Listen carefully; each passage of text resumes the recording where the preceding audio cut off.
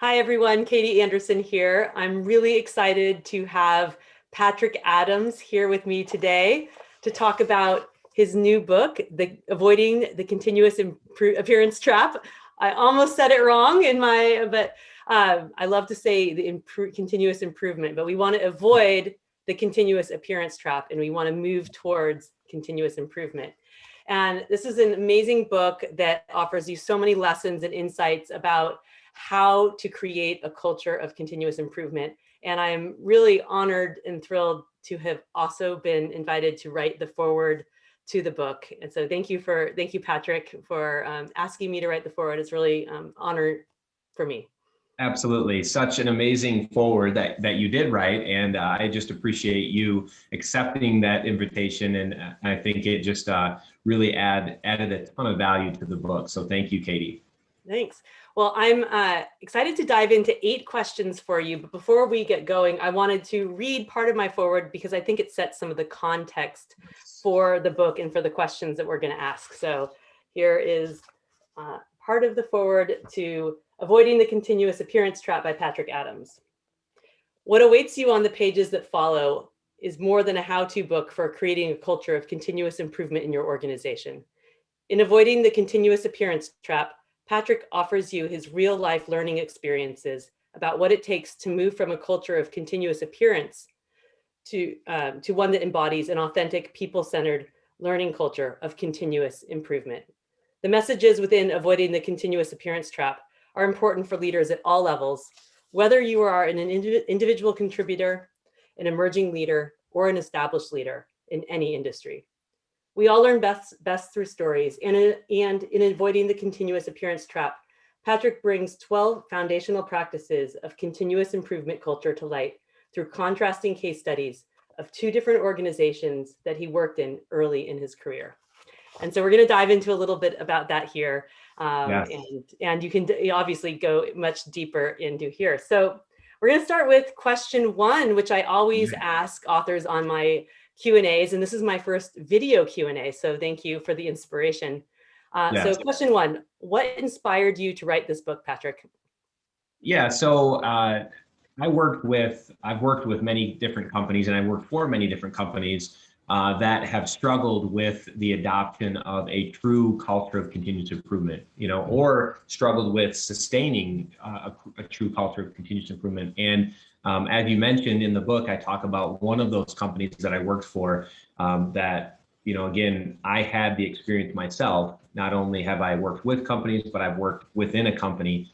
And it's something that has just been laid on my heart for the past few years, that I needed to get this book out into people's hands that are struggling and dealing with the same challenges that I struggled with as well. Yeah, it's so great. Mr. Sal Yoshino, who's the subject of my book, Learning to Lead, Leading to Learn, talks about this chain. Oh yeah, here we go. The 2 books together. Oh, right there, yes. the chain of learning. And, I think that's a really powerful and important thing about sharing our own stories so that other people can learn as well, and then take away their own, lessons from those stories and how they apply it to their life. So that's how we really sort of create that connection across generations and people. So thank you for sharing your stories. Absolutely. So we talked about that it's structured around 12 questions. So my second question to you is, how did you determine that structure of 12 questions? Yeah, so the 12 questions are really questions that helped me to understand the differences between company continuous improvement and company continuous appearance, which are the 2 companies that I talk about in the book that I worked for. And the 12 questions, the solutions to those questions, I found those at company continuous improvement, and they were lacking at company continuous appearance. And so those questions were laid out very specifically to help the reader to assess their own organizations, from where they are currently to maybe an ideal state or where they want to be in the future. Yeah, that's great. And I think what's so helpful too is when sometimes like Toyota is so far ahead of where sort of any of us are going to be. So seeing and hearing about an experience of maybe more a stepwise learning can be really helpful, and see what sort of that next target condition can be. Absolutely. All right, so I know this is a tough question to answer, but question 3, which of the 12 questions do you consider the most important and why? Yeah, so again, another really good question, and it actually ties right into what you just said. The answer is that it depends. It depends because every company is at a different place in their journey, right? Every company is different, every industry is different, every team is different. And so the challenges that each company has on their journey are going to be, different than another. And so the questions are all important. And, when somebody goes through and reads the book, the goal is for them to assess themselves and determine which one they need to start with, where the priority is for them and for their organization.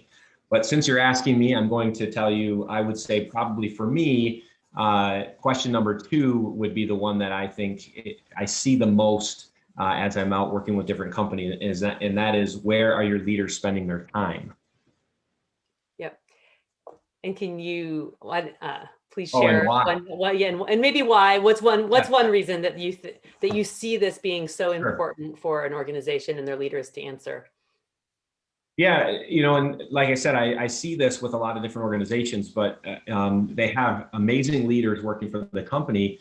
However, the leaders are tied up, maybe in their offices or in conference rooms, and that's maybe because the systems at the company, force them to manage that way, right? If the information that they need to make decisions is either in a computer or with someone that they need to meet with in a conference room. And what needs to happen is those leaders need to figure out, how do I spend more time at the place where the value creating work is being done, at the Gemba, right? And that's really why I feel like this is such an important question. And any organization can assess their own leadership team just by looking at and seeing, where are their leaders spending the most time? Yeah, Where should they be spending the most time, that's right? very, very revealing to say, take a look at even your calendar and where are you spending your time and how does that align to priorities? So, for sure. That's right. Okay, question number 4, and this is tied to your own personal experience. So this, you wrote the book about your own experiences, one at company continuous appearance and another at company continuous improvement.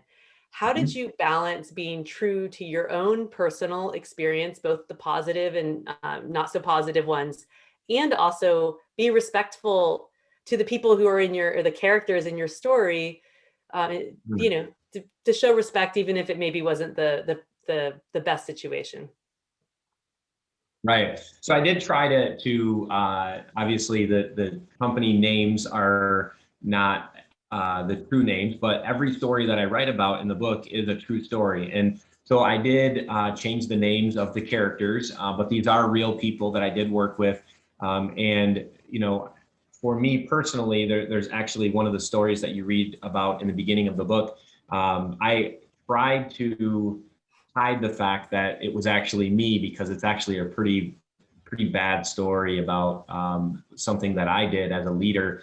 And at first, I was kind of embarrassed to even share that with the readers, that it was me. And you actually challenged me to, be real about things, and that's what I did. So I decided to, write it exactly the way that it happened, and obviously put my name to it. And I think that it the benefits of that outweigh the embarrassment of how I used to manage, right? And the whole point of the book is for people to see that it's not about us making intentional bad decisions. It's about looking at how do we learn from the mistakes that we made, or how do we learn from the place where we currently are, and look towards, where could we be in the future if we make improvements and move in that direction. So Yeah, I'm so glad that you took the step to identifying you as that character. It's so much more powerful, and also the humility that you show for being self-reflective just lends itself to your entire book in this in the learning experience. And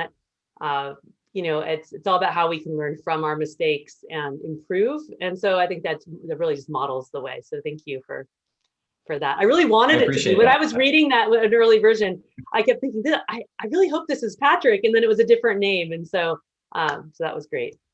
All right. So question Yes. 5: what is something that you learned through the process of writing the book? So I would say this actually ties back to question 2, which we talked about. But the one thing that I think was driven home for me is the importance of time blocking, because I kept, like, I had a date set that I wanted to get my book out, and I kept, other things kept getting in the way. And it wasn't until I thought to myself, I have to think about this almost like establishing my own leader standard work. I need to establish a time every, the same time every Sunday was what I chose. Every Sunday, in the morning, I had to block some time away to just sit down and be very intentional to dedicate that time to writing. And so I would say that's one of the things that I was able to experience through the writing process is how do I apply time blocking to even being a writer? So. Yeah, that's great. A follow-up question: how have you carried forward that learning, if at all, into what you're doing now? Well, and I normally do time block with everything that I do. I have certain behaviors and certain actions that I have decided, are going to give me the results that I want in my business and, in my personal life. And so I already do that, in other ways. And so it was just, for me, it was like, why am I not doing this as for my writing too? I should be doing the same thing with that and setting aside time, because that's a priority for me. I want it to be a priority. So I need to be sure that I'm blocking time out of my day to be able to commit to that. Yeah, that's great. It's what a important realization too, that you had misalignment of your priorities and what you were spending your time in. All right. So question number 6. Yeah, what is an unexpected outcome of writing the book? So an unexpected outcome was actually that my youngest daughter came to me with her idea of a book that she wanted to write. Once I received the copy in hand and she was able to take a look at it, that next day she came to me with her first chapter of her own book that she wanted to write. And so it was super emotional, awesome, just all around, just really cool to because our kids are watching us, right? Our kids are seeing the things that we're doing, and that was just a cool moment for me to have her excited about being an author someday. So Totally. And how old is she? she is 12. Okay. Oh, so she has a long writing career ahead of her. It's super, super great. Really a connection between your personal and your professional there. That's great. All right. Question 7. What is a question you haven't been asked about the book, either here or in other interviews, that you'd like to address? And then what's the question? What's your answer? Okay. I would say the question is, am I planning to write another book? And the answer to that question is yes, I am. I'm planning actually to write a workbook that's going to go along with avoiding the continuous appearance trap. And then I also have plans to write 2 more books over the next 5 years. That's one of my goals. So that's a good big ocean out there. And when can we expect the workbook, or what's your target date? I'm hoping to publish it at the beginning of next year. Okay, that's great. Well, I'm excited too. That was my next goal too, and I'm just releasing the companion workbook to my workbook too. And we've talked about this offline, how it's nice to have those a way to bring experiences and reflection even deeper into people's practice and take those principles into people's lives. So I'm excited to see your workbook and happy to help out in any way as you develop that. Absolutely. All right, and last question, number 8. What is one piece of advice that you would offer other aspiring book authors? My advice would be to just start. I've had a few people that have come to me and said, hey, how did you do it? And it's like, at some point you just have to start putting pen to paper, and there's a lot of different ways you can do that. You could start a blog, you could write articles on LinkedIn, right? There's so many different ways that you can just start getting your ideas out there and then combine those and start putting the book out, or putting the book together. But I think the advice would be just start. Stop procrastinating, stop putting it off, block some time and just start writing, and it'll come together. Yeah, that's great advice. When you say that, I'm reminded of a comment that Mr. Yoshino has made too about setting targets and goals. It's like, don't worry about necessarily being so specific. just get started, or don't let perfection get in the way. Like, get started, and then you learn your way forward. And finding your voice as an author is definitely one of the one of those things that takes time, as you, and Absolutely. iteration, as you know. So Yeah. yeah. Yeah, and obviously the copy that was published wasn't my first draft, right? So it took a while to, to adapt, to, change things, to get it to the point where it's at right now. But Yep.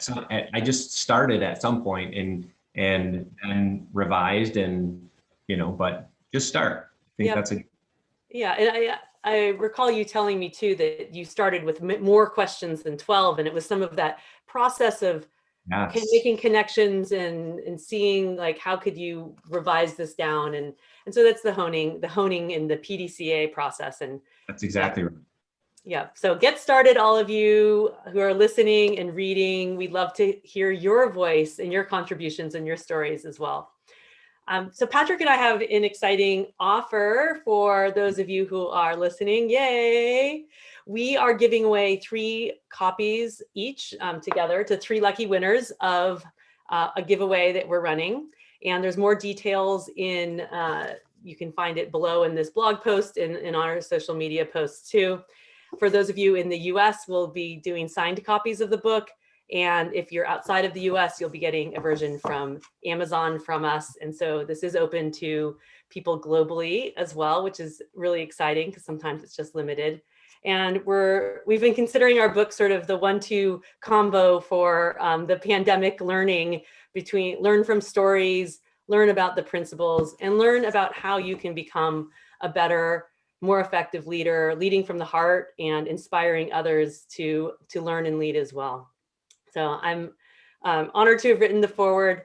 Patrick, how can people get a hold of you and get the book as well? Yeah, good question. I am always on LinkedIn, so anybody can message me through LinkedIn. Otherwise, you can learn more about the book at avoidcontinuousappearance.com, or you can find me on my website at findleansolutions.com. Okay, great. And I'm Katie Anderson. I'm kbjanderson.com. So from my initials, KBJ, and then Anderson with an ON. And you can also get the book on Amazon, or Patrick's book too. Both of our books are available on Amazon in both print and in Kindle version as well. So if you're not one of the lucky winners, you can still go grab your copy as well.